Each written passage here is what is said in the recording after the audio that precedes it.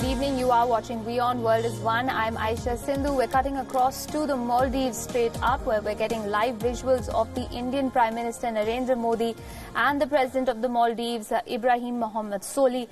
The two of them have just completed a bilateral discussion. Of course, Prime Minister Modi arrived in the island nation earlier today. He received a ceremonial welcome there in the island country.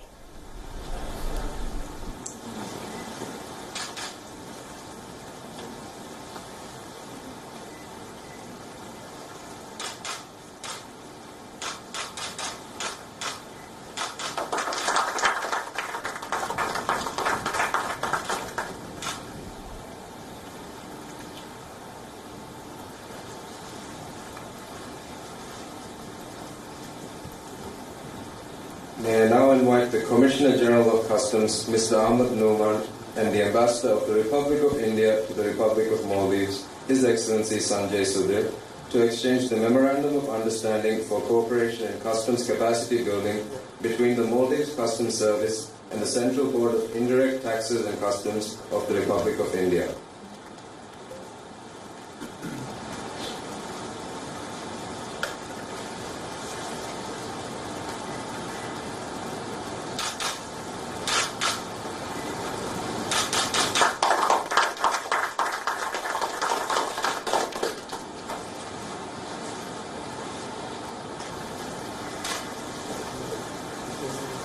All right, so live visuals there from the Maldives. Remember, Prime Minister Modi is expected to address the Maldivian Parliament, also known as the Majlis, later in the evening today. It's a packed schedule for Mr. Modi on his first foreign visit after he assumed charge for a second term as the Indian Prime Minister.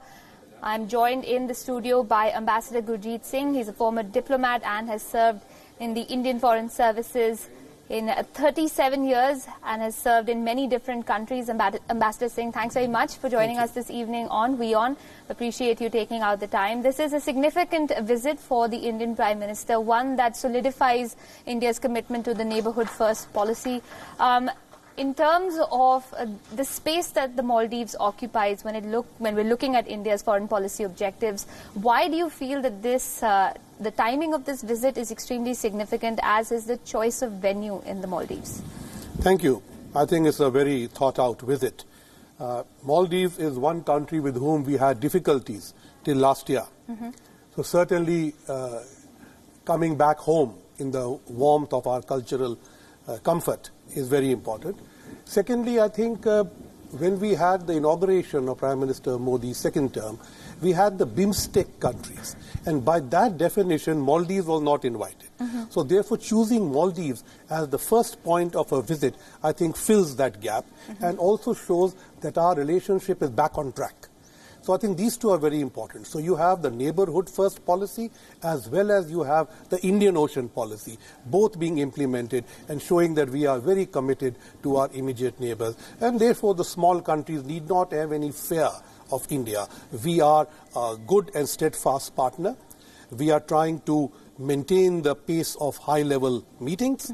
We are proving ourselves to be a strong development partner, and we are ready to do more people-to-people exchanges. All right, and do you think that forms a more significance given the sort of aggressive maneuvers we've seen from China in the region in the last few years? We do know that under the previous administration of the Maldives, before President Solih took charge, under Abdullah Yameen, there was this very apparent strategic shift towards China.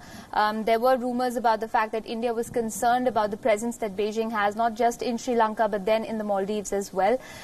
Keeping that factor in mind, do you think that this is also in many ways an offset to China's presence in the region?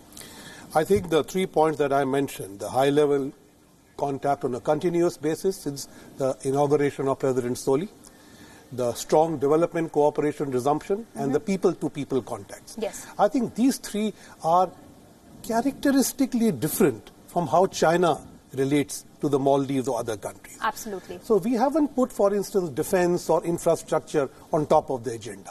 We are going with a Maldives dictated agenda. How do they want to go? They want to play cricket, we'll be happy to help them. That is the difference in approach. But we should be careful. in not overplaying this China theory. Okay. Because the ability of China to provide aid is much, much more than anybody else in the world today. So you can't shut them out of your neighborhood, even if you wanted to. So that will come in any case. What you need is an assurance that it will always be India first and not China first in your neighborhood. And I think that is one of the achievements of this visit. All right. So to stretch a sports analogy, are you suggesting that India is playing to its strengths in that sense? The fact that it's not trying to compete with China, but is carving out its own niche, its own space in the region, independent of how China pursues its foreign policy? Yes, I would agree with you entirely. And I think, as I said, when the president of Maldives came to see the IPL match in Bengaluru, he said, why am I the only South Asian country left out of this cricket phenomena? So he has requested. So I think we are responding very positively to that. So I think this is the thought. People to people, do something which Maldives wants and you help them with it, within your capacities. So I think cricket is pretty safe. China doesn't play much cricket. And this is a great signal also for the 20,000 plus Indians who are living in the Maldives as well. The fact that India's Prime Minister is according that sort of importance to a nation that some would say is geographically insignificant. It's very small, but it does occupy a very strategic place in the Indian Ocean region. And given India's forays into, port development in Sri Lanka, of course, there is the Chabahar port in Iran as well. Maldives holding a special space in that sense as well. I think Maldives has a very special place. I think in international relations, size does matter even if you're small. So I think what we see here is that India has put its foot forward once again. The warm embrace of friendship and what I call the cultural comfort of South Asia is visible again. And I think the Maldives is happy to react to that. So basically speaking, democratic regimes in South Asia tend to be more comfortable with India. The most they go toward authoritarian regimes, there is a sense of tension. So I think that is visible here. So I think both in Sri Lanka and Maldives, India's chickens came home to roost thanks to democratic elections. I think that is extremely important. The Maldives has also made it clear that they would like more people-to-people relationships. So while they have eased up on the work visas for Indians, I think we have delivered on the promise that EAM made in March when the previous EAM entry visited, that we will make it easier for Maldivian students and patients to come to India with multiple entry. I think that has been implemented. Similarly, the 1,000 special scholarships under ITEC have also been implemented. So we have been implementing things as we go along. And the pace of that expansion, so to speak, of these development programs, they're very people-centered, as you mentioned. The ferry between Kochi and the Maldives, of course, another priority area for India. Developing intra-island connectivity within the Maldives. These have also formed as important a part in terms of the MOUs that have been signed today, as have defense and strategic partnerships as well. Indeed. So as you know, the Prime Minister and the President remotely inaugurated two things, the coastal radar system and the training academy for the defense personnel. Then we had promised an $800 million line of credit. So 3 projects under that are now under active consideration. One is the in one of the southern islands, there is an urban development project, I think it's called ADU. And then in all the 36 inhabited islands, we are going to do a water and sewage handling project. And then there is going to be a small and medium enterprises development finance facility. Now, these 3 are important. Other projects will come under the same lines of credit. Similarly, when the previous EAM had gone, we had promised that there would be, community development projects. So what you mentioned about the interlinking boats comes under that. And when the Kochi-Maldives ferry comes, I think tourism from India will greatly pick up. And that is also an asset. As you know, we are also helping them in cash support for the budget. We had promised about $200 million of support to the budget when they were having difficulties earlier this year. So $50 million has directly gone as cash support into the budget of the Maldives. The remaining amount, we have said that whenever you issue treasury bills, we'll be ready to subscribe to them. There is a third facility which is called the cash exchanges. Okay. But that is under a SARC rubric. So the Maldives is implementing that, and we are talking to the arrangements. But I think what is happening there is that they want an expansion and an extension of terms. I think that is also being looked at. So I think we are a fulsome development partner over here. Indeed. And another hallmark that seems to be quite apparent, Ambassador Singh, if you permit me, between India and Maldives in that bilateral relationship seems to be reciprocity. I mean, President Solih's inauguration was attended by Prime Minister Modi. The first foreign visit that he undertook was to India, and now we're seeing the Indian Prime Minister respond in many ways. And we are given to understand that he's going to be conferred with one of the highest honors of the Maldives. So reciprocity, again, coming to the fore when it comes to this relationship. Indeed. I think with smaller countries, we should be more than reciprocal. I think we are being. And I think the Maldives is doing well. The conferment of the order of the rule of Izzuddin on Prime Minister Modi is a signal honor not only to him but to India. Similarly, they have upgraded his visit to that of a state visit. So I was watching the protocol. So normally a Prime Minister, head of government, gets an official visit. But here they're given a state visit, which is a very rare gesture. So I think that they are playing to the the public image in a good way, showing that they are really taking India first ahead. Okay, and speaking of things that aren't usually par for the course, the fact that Prime Minister Modi is going to address the Parliament, that too, I suppose, comes under the ambit of a certain honour being accorded to the Prime Minister on his visit. Not every country allows foreign dignitaries to address their Parliament. Speak to us a little bit more about that. I think this is a very significant development. I'm glad you have pointed it out, because yes, it is an honour to the Prime Minister of India that he is going to speak to the people's representatives. But the people's representatives are very important now. You may remember that about a year ago, the people's representatives were rather in captivity. So it was not real representation. So the restoration of democracy in Maldives is extremely important for India, and we value that. So by going to Parliament, you say your people's representative system is important to us, and we are ready to engage with it. So it's an honor to us, and in return, an honor to them. It's a win-win for everyone in that, suppose.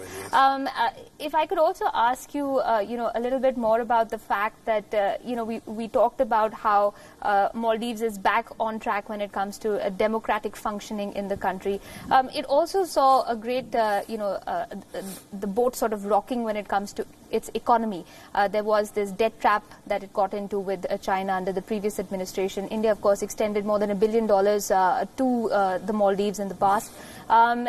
Speaking about the economic downturn that the Maldives has had to deal with, this visit has to be seen as significant in that sense as well. You're absolutely right. And in fact, what I'm happy about is that the $1 billion earlier and the $800 million this year in credit lines that we have offered, we are now looking at projects which have sustainability, in both in terms of impact and in terms of how they are going to repay it. Some of the problems with China is that their debt goes up and there's no way of repaying it. So I think we are being careful on that. Okay. Stay with me, Ambassador, just to talk a little bit more about some more significant aspects of this visit. The Indian Prime Minister Narendra Modi has gifted a cricket bat signed by Team India to the Maldivian President Ibrahim Solih. In his tweet, the Prime Minister called Solih an ardent cricket fan.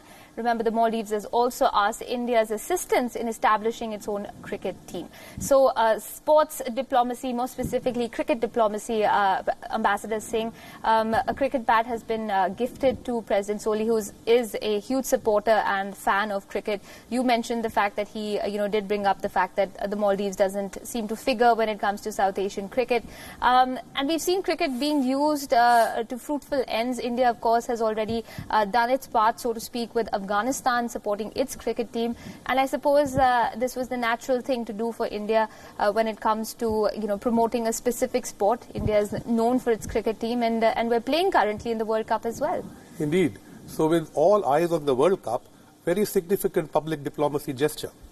High marks for this one. Second thing is that please remember, India was the country which first mentored Sri Lanka to join international test cricket. Yes. And Sri Lanka went to the first World Cup as a non-test playing nation and beat us at that time. So it wasn't a good start. Second, please remember, we brought Bangladesh into international cricket. And they are the Tigers also now. And their minnows no more. No I more. mean, they proved it Right. beyond doubt this time around, beating England in the World Cup Yes. opener. So yes, I mean, cricket being used very effectively by India. But again, it also features very prominently in that people-to-people connect. It will open up avenues when it comes to sports watching, which is a huge market within South Asia. India, of course, being one of the top players, and both financially and in terms of skill. So I think the government has done its bit. BCCI will have to do much more. But BCCI has done it in the past. So I think, for instance, Maldives football is very popular. But football is not an Indian sport. No, it doesn't get you much eyeballs here. But if you participate in cricket, you actually get integrated into a large Indian biosphere of cricket, which I think is much more useful to us. So I think cricket is the way to go. All right. Let's turn our attention also, to defense and security. Now, Prime Minister Modi is heading off to Sri Lanka tomorrow. The country witnessed those horrific serial bombings on Easter Sunday. India, of course, had provided intelligence input to Sri Lanka ahead. We'll leave that part of the discussion to another day. But to just talk about the imprint of terror within South Asia, the Maldives' connection to ISIS has also been well documented. The fact that a number of Maldivians have gone off and joined the so-called Islamic State. Counter-terrorism, security and stability in the region. How significant is that aspect going to be in this visit? I think the unsaid path of Prime Minister's visit to our close neighbors in the Indian Ocean is this. Okay. Now, please remember that President Solih has just come back from an OIC meeting in Makkah. Yes. So if that part of the engagement is not going anywhere, they will remain engaged with everybody else. We are only asking that we remain engaged with us properly too. Secondly, there has not been enough of an eye kept on Maldivians going to Syria and other places to work with the IS. I think somewhere Sri Lanka took its eye off this ball also. They were looking at the Tamils and didn't look so much at the Muslims. So earlier the Pakistanis were making inroads, and today that has eroded to join the IS. And I think this is where some confusion took place, and the Sri Lankans still tended to look information given by India in an India-Pakistan prism, not realizing the enemy within is actually much bigger. So I think today the realization has come. And when Prime Minister goes, I think our engagement will now turn that this common threat of terror to both sides, how are we going to handle it? I have lived in Sri Lanka in very difficult times, during LTT and JVP time. And I have seen bad things, but I have never seen something this bad. So this is something much, much more than they have ever handled. And I think we will hold their hand on this one.